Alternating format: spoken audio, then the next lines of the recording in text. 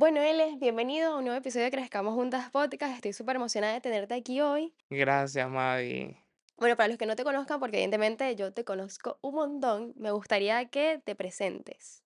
Mi nombre es Ele Brander, tengo más de 10 años dedicándome a la parte de marketing y lo junto con desarrollo personal para ayudar a personas que quieren subir contenido, postear, mostrarse en redes sociales y posicionar marcas, pero que aún hay algo dentro de ellos que los bloquea y no los deja permitir avanzar. Entonces a eso me dedico. Bueno, me encanta esa presentación, pero capaz esa presentación es como la más formal, digamos. Capaz Ok. nos interesa un poquito más que nos des una, que se trate más de quién era ese L cuando era pequeño, el L de esos 5, 8 años. Sabemos que eras emprendedor desde muy chico, pero me gustaría que nos cuentes un poco sobre eso. No, en realidad comencé muy joven, a los 7 años de edad, recuerdo. Eh, yo era muy chico y recuerdo un día decirle a mi padre que quería vender cosas en el colegio. Fue algo interesante porque en ese momento mi familia estaba pasando un proceso económico bastante difícil y yo veía que mis compañeros de clase se quejaban un montón de que, bueno, tenían que bajar 3 pisos para comprar un chocolate, por ejemplo, ya que el Spencer, el kiosco, quedaba en planta baja y estudiaban un piso 3. Entonces yo decía, ¿por qué no los vendo yo y así no tienen que bajar? Entonces le cuento a mi padre y él decide apoyarme. Le cuento también a mi abuela y también decide decirme un truco de marketing que jamás voy a olvidar. Me dice, L, si le estás solucionando algo de que la persona no tiene que bajar esos 3 pisos, puedes vender más caro. Si ellos venden el chocolate en un dólar, por ejemplo, lo puedes vender en 1,5. Y yo dije, no, está loca, porque voy a vender más caro si ni siquiera soy una tienda. Y así arrancó mi mundo vendiéndolo en 1,5. Y mi sorpresa es que la gente me estaba comprando.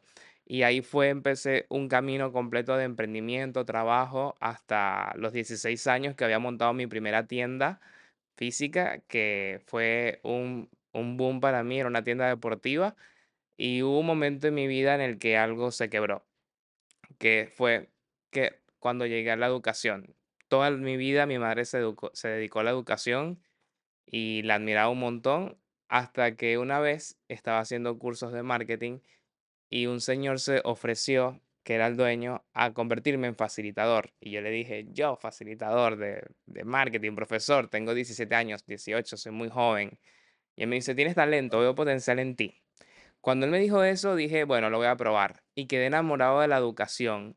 Y eso se convirtió hoy en mi principal fuente de ingresos, de inspiración, porque quedé totalmente enamorado con eso y empecé a educarme para ser un gran facilitador y bueno, hoy en día he formado más de 25.000 personas, más de 12 países y crear una carrera completa en el rubro de la educación y todo arrancó en las ventas. Bueno, me encanta lo que estás diciendo porque veo tal vez como dos patrones ahí bastante fuertes, que sería como esta parte de la curiosidad, ¿no? De decir como hay aquí un problema y buscar una solución, que lo veo como bastante claro eso. Y después por otro lado es también como esa mano amiga, que en este caso fue tu papá, tu abuela. Bueno, eso me parece como bastante interesante, o esta persona que creyó en ti, pero me parece que todavía nos está faltando un poquito en esta historia, porque por lo que sé, ¿cuántos años tienes, Eli? Yo 27. Bueno, 27 y hablamos un poco de cuando eras niño, 7 años, me parece que me dijiste 16 y ahora los 27. Hubo una carrera universitaria en el medio. Entiendo que también, capaz cuando hablamos de pasos, suena como muy fácil el 1, 2, 3 de que decidí emprender, pero me gustaría que hablemos un poquito más a profundidad de lo que pasó en el medio. Entiendo que no estudiaste marketing en un principio, sino que te enamoraste de eso, digamos, cursándolo, Yo iba a viviéndolo, ser por decirlo así. médico. Uy, me encantó esa es Yo esa iba a ser historia, L. médico, me preparé 5 años para estudiar medicina, entré a la escuela de medicina. En mi país para estudiar medicina era muy difícil, tenías que tener unas notas súper altas. Y hubo un momento en el que me di cuenta que mi mundo eran los negocios, era el marketing, eran los negocios, eran las ventas. Y mi papá estaba súper ilusionado con que fuese médico, me preparé para eso, entré en la UCB y le dije, no, no voy a estudiar marketing, no voy a estudiar medicina, voy a estudiar contaduría. Fue lo que elegí estudiar. Y fue un quiebre de que mi papá quedó como en shock total y estuvo un mes molesto conmigo, pero luego se le pasó. Y justamente mencionabas que había como entre un L de 7 años, 16 años, este que tiene 27 años, y no un proceso del 1, 2, 3, sino lo que realmente pasó. Yo tengo dos momentos en mi vida cruciales que han sido un quiebre para mí y que me han convertido en una gran persona. El primer quiebre fuerte fue con este primer jefe que tuve, que me enseñó a dar clases, me enseñó a dar cursos. Tenía yo en ese momento 20 años, ya tenía un año dando clases en su academia, yo estaba súper emocionado, me gustaba, los alumnos se inscribían y él me despidió. Ese mismo día que él me despidió, me enteré que la persona que era mi pareja en ese momento me había sido infiel y terminamos. Y caí en un quiebre total, en una crisis donde decía: nadie me va a comprar un curso, nadie me va a comprar algo, ya no puedo dedicarme a lo que me gusta, que es dar clases, no puedo dedicarme a nada, no quiero vender nada, aparte me siento engañado, traicionado. Fue muy duro para mí esa situación. Sin embargo, mi papá entró a mi cuarto, tocó mi puerta y me dijo: hijo, levántate, tienes un año apagado, tú puedes empezar a dar tus propias clases y la gente va a creer en ti. Levántate, esfuérzate y sé valiente. Él me dijo eso y así nació mi marca. Me levanté y dije: voy a creerla, voy a crearla, voy a construirla, darle forma, no importa que sea muy joven.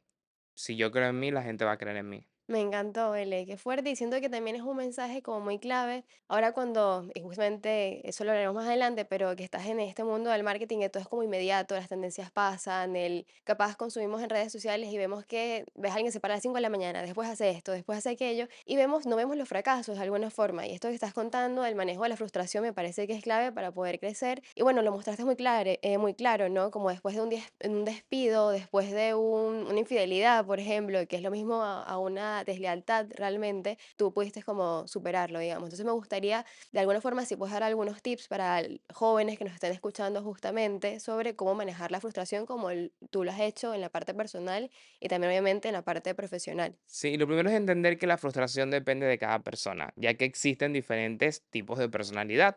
Están los temperamentos, que tenemos el flemático, el colérico, el melancólico y el sanguíneo. También están los diferentes eneatipos y cada persona maneja el fracaso de manera diferente. Yo tengo la bendición y también la desgracia de que yo tengo un eneatipo y tengo un temperamento que es muy dramático y que sufre mucho. Es decir, cuando me sucede una situación personal que me afecta, tiendo a tomármelo muy a pecho y hasta puedo llegar a caer muy, muy, muy en el fondo. Entonces, si es una persona, un joven, alguien me pregunta y tiene ese mismo eneatipo que cuando falla se lo toma muy mal, le diría que lleve un diario. Es un diario de éxito. Eso es lo que a mí me ha funcionado. Yo, por ejemplo, utilizo muchas fotos del antes y después. Me gusta hacer collage. Entonces, por ejemplo, yo tengo una foto en la que salgo en una compu tomando mi primer curso de diseño gráfico. Tenía 16 años y al lado tengo una foto estando en las oficinas de Google, de Microsoft. Entonces yo me digo: hey, por ejemplo, ponele, no vendí esta semana. Ah, pero mira, pasaste de estar sentado tomando un curso a estar en las oficinas de Microsoft o de Google. Es decir, visualmente tengo la prueba en mis manos de que no soy un fracasado, de que soy una persona que simplemente cometió un error o que simplemente se apagó 2 semanas o que simplemente necesitaba un respiro y por eso le pasa lo que le pasa, porque a veces también el fracaso en realidad viene a darnos un respiro y no tomamos ese respiro por las buenas. Me encanta. Y Mavi, justamente eso me lleva al momento 2. Te hablaba del momento uno en ese en el que me enteré de la infidelidad, de que había sido despedido. Luego tuve un momento número 2 que fue el más rudo de todos, que pasó justamente entre mis 24, 25 años de edad. Mi empresa iba súper bien, todo iba súper adelante y yo digo: ¿sabes qué? Yo quiero algo más. Quiero empezar a llegar a empresas grandes, quiero empezar a salir de acá y decido emigrar. Me voy de mi país.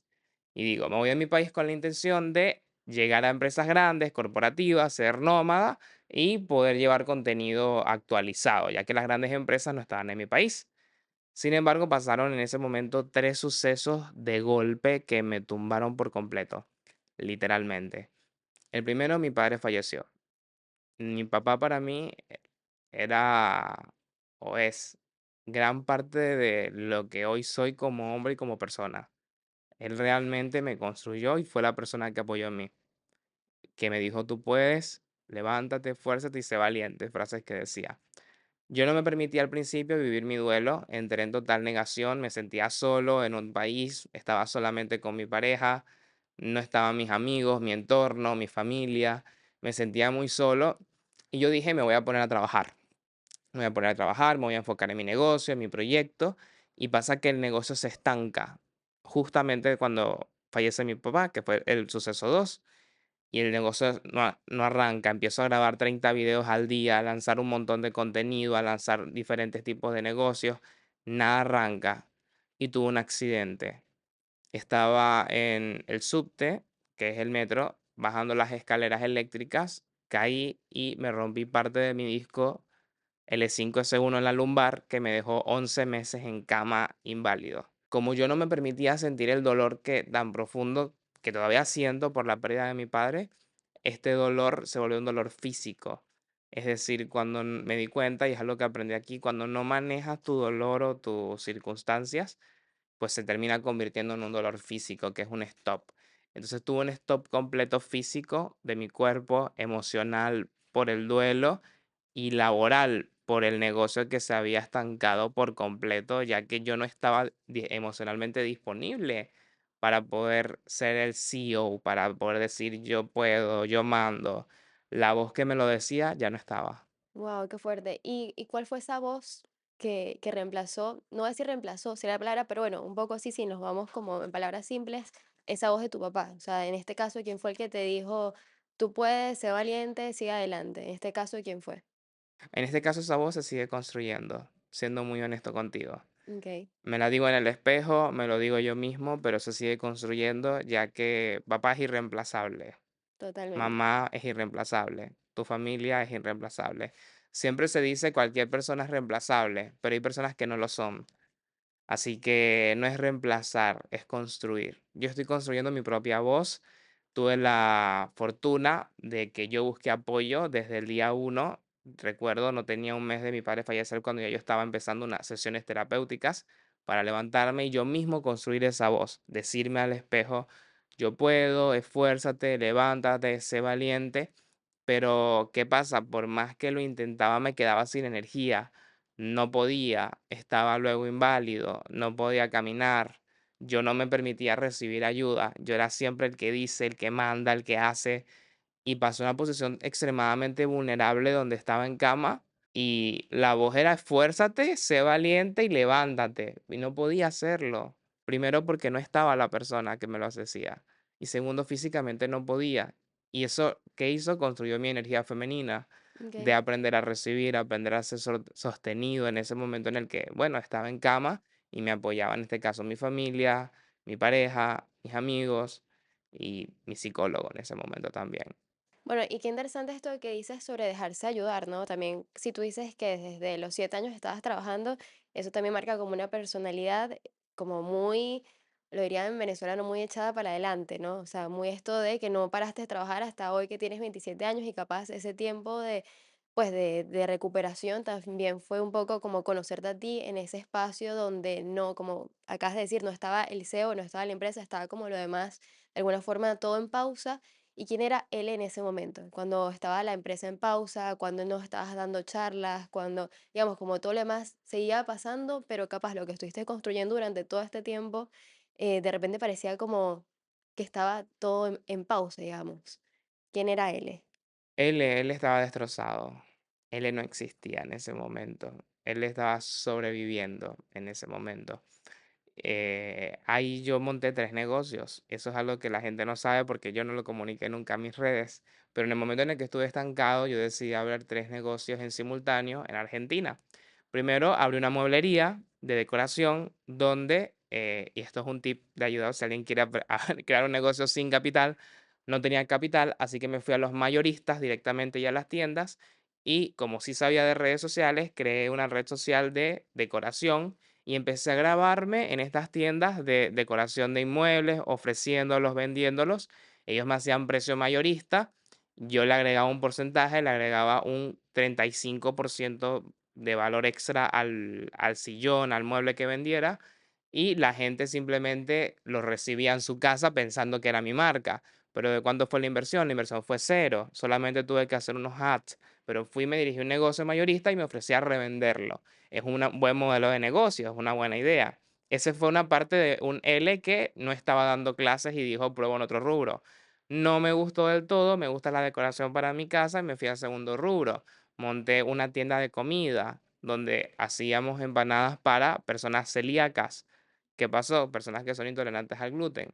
Tampoco les fue bien a ese negocio. Y el tercer negocio que monté fue una agencia de marketing que todavía sigo manteniendo para poder conseguir clientes y decir, bueno, ok, no se me está dando esto o en este momento no estoy disponible para, esto sí lo puedo lidiar algo que haga tras cámara, que no me tenga que exponer tanto, que no tenga yo que estar liderando tanto, sino algo un poco más suave. Y ahí se construyó un L que empezó a trabajar orgánico. Ya no era un L que todo tenía que ser ads, estrategia publicitaria, sino un L que empezaba a mostrarse y a mostrar que era capaz de emprender desde cero en otro país, en otros rubros, con un público que jamás había conocido. Bueno, justo te quería preguntar sobre eso, con la parte de la migración. Obviamente que uno cuando construye una base, sea de relaciones, evidentemente que conoces como un espacio en el que ya también eres conocido para los demás, que en este caso sería en Venezuela, que obviamente como conocen tu nombre, conocen Publiele. ¿Cómo se sintió ese cambio cuando llegaste a Buenos Aires, capaz no conocías a nadie? Y es muy fácil, siento, que dar consejos de alguna forma cuando ya hay una base que se construyó por años y de repente llegar a un espacio donde no te conoce ni el vecino. ¿Cómo construiste esa base?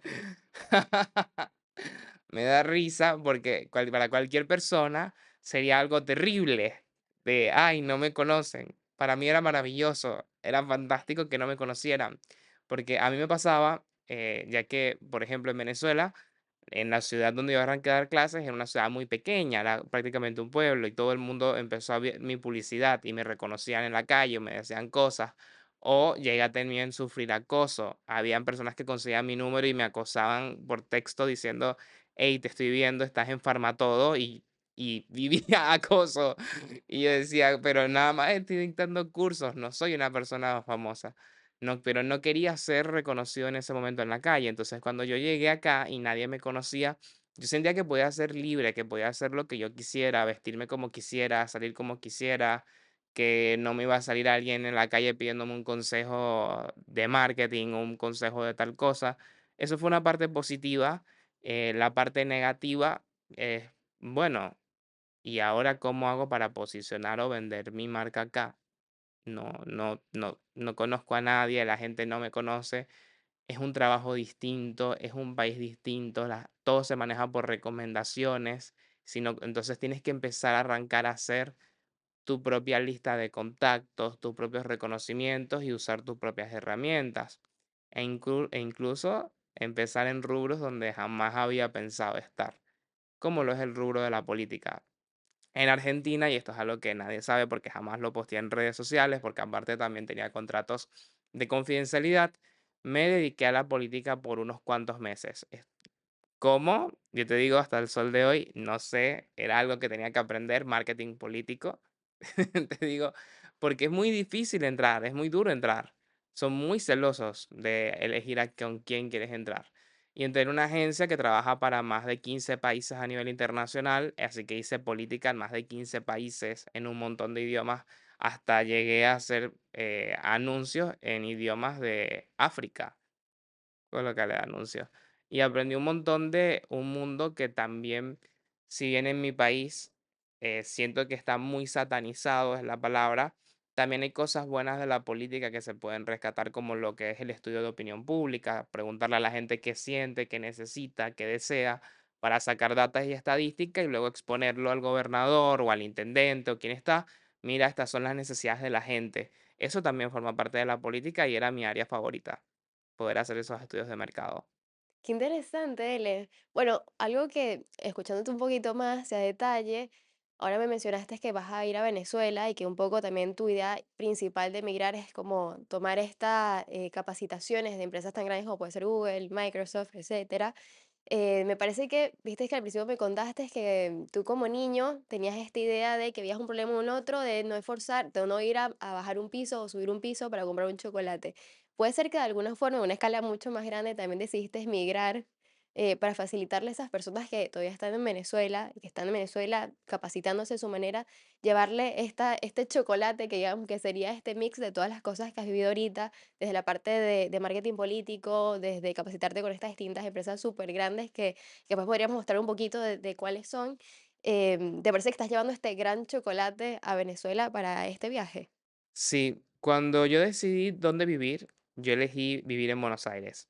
Visité 50 ciudades en todo el mundo porque yo no sabía dónde quería vivir y elegí vivir en Buenos Aires, que es donde sigo viviendo. Pero cuando empecé a formarme y todas mis semillitas comenzaron a ser plantitas y empecé de repente a estar en Mercado Libre, en eventos de Google, en eventos de Microsoft, de Hotspot, de Proofpoint y de un montón de empresas grandes y empecé a aprender. Yo dije, ya va, esto jamás lo hubiese aprendido en otro lado. No es algo que está en una guía, no es algo que está en un contenido, no es algo que consigo en un curso de internet. Me están hablando los gerentes, los dueños de las empresas más grandes a nivel internacional. Esa información vale oro. Cuando empecé a aplicarla con mis clientes en la agencia de marketing y yo veía los resultados gigantes que daban, yo decía, esto no puede quedarse acá. Esto más gente tiene que saberlo. Así que yo empecé a dar clases también en Argentina para personas que no sabían esto y decidí llevarlo a Venezuela. Cuando viene este viaje a Venezuela, que sería mi segundo viaje después de haber emigrado, arrancó con una perspectiva totalmente diferente. Fue, ya yo no soy el carajito de 20 años que da cursos de community manager. Yo soy el tipo de 27 años, casi 28, que sabe de negocios, que sabe de empresa, que sabe de marketing, que viene a transformar su país y aportar su grano de arena. Y así salieron esos cursos nuevos, esas formaciones nuevas, con tendencias internacionales que no han llegado al país, pero de alguien que realmente está formado con las empresas porque hice un estudio de mercado antes y pude ver que muchos cursos que se estaban dando eran muy teóricos o me hablaban solamente de creación de contenido, pero no había de marketing a nivel empresarial, además de todas las oportunidades que están llegando y que van a llegar al país. El que esté preparado va a poder realmente aprovecharlas. Y yo quiero ayudar a esa gente. De corazón aquí siento el llamado de llevar ese mensaje. Noelle, ¿y qué sería lo que esperas para este viaje? Digamos, si puedes decir como una frase que lo estamos decretando en este momento, ¿qué esperarías en este próximo viaje a Venezuela? Primero, es algo muy emocional. Es un viaje al que voy donde no está mi padre, obviamente, me afecta, pero sí está mi familia, donde sí están mis amigos, donde sí hay un entorno lindo. Así que lo primero que pienso en ese viaje es nutrirme para poder nutrir a otros. Entonces llego, me recargo, me nutro poder nutrir a otros con este contenido, con este viaje, con estas cosas que se van a dar y poder actualizar, en este caso, cualquier información que no esté. Porque ahí va mi propósito de vida. Yo siento que soy un tipo que no viene simplemente a decirte sube 3 reels, 5 posts, 2 historias, sino que vengo de entender lo que es ser un dueño de negocio, que quieres que las cosas funcionen, que las cosas realmente den resultados, pero también vengo de entender al empleado. Fui empleado en esta agencia de marketing político y ver tantos empleados que realmente quieren aportar, tienen mucho que dar con su voz, pero no se atreven, les da miedo. Eso también lo viví, lo vi. Entonces entiendo las dos partes. Y en mi propósito de vida está ayudar a las dos partes, tanto al dueño de negocio como también al empleado, a que puedan hablar, monetizar con su voz, conseguir ascensos, que el dueño de negocio pueda conseguir ventas, dinero, y al mismo tiempo que todos puedan hacerlo desde una base interna sólida de me esfuerzo y soy valiente, como decía mi padre, pero también tengo algo lindo que aportar. El empleado tiene algo lindo que aportar. El dueño tiene algo lindo que aportar. Y yo como persona quiero aportarle a ellos algo también. Bueno, Elia, me encanta todo lo que nos estabas compartiendo. Siento que hay un concepto muy lindo que es el camino del héroe y de alguna forma nos has mostrado como este camino de crecimiento personal, como tu historia de vida, que siento que más allá de lo que vemos de los trajes, de los outfits súper lindos, de las capacitaciones que das, me parece muy lindo poder escuchar más de cerca realmente como todo lo que has pasado, todo lo que has vivido, que si bien hay logros muy grandes, también hay dolores muy fuertes como el de la pérdida, el de la migración, que es algo que atravesamos muchos. Y me gustaría, si podemos dar un mensaje final sobre para esa persona que está viviendo algo similar a ti, sea la pérdida o sea también está empezando una migración o está ese punto final que dice, ya no puedo más, mi emprendimiento no funciona, ¿cuál sería ese consejo final? El consejo viene de la soledad. La soledad puede ser tu mejor amigo o puede ser tu peor enemigo. Yo creo que para las personas que tienen un eneatipo, una personalidad muy dramática o son muy melancólicos, como puede ser un poco mi caso, la soledad es terrible cuando estás pasando un momento difícil, porque la soledad te puede permitir llegar a la reintrospección, que no sería soledad, sino que sería estar contigo mismo, pero el estar acompañado realmente recarga vitamina. Yo hice una lista en mi celu de cuáles eran las personas que recargaban mi vitamina. Y empecé a hablar con ellas, decirles para reunirnos, hacer videollamadas por WhatsApp, comenzar a escribirles, porque si tu negocio no está funcionando, tu emprendimiento no está funcionando, pero tienes todo el entorno podrido, porque tú estás podrido y eso es una realidad que hay que aceptar. Cuando sientes que todo te sale mal, que no avanzas, te sientes podrido, sientes que no sirves o que te va a ir mal y puedes ser muy duro contigo mismo, pero cuando tienes un entorno lindo, te metes en grupos de emprendedores, te vas a meetups, que son eventos para conocer gente nueva, empiezas a asistir a cursos o asistirte a clases, te metes en cualquier cosa, si sea dibujo, pintura, y te rodeas de gente con una energía distinta, en algún momento tú te vas a empezar a contagiar de eso. Entonces no siempre es qué hago o qué no hago, sino con quién lo hago. Bueno, Ele, gracias por compartirnos tu historia y me encantó tenerte acá.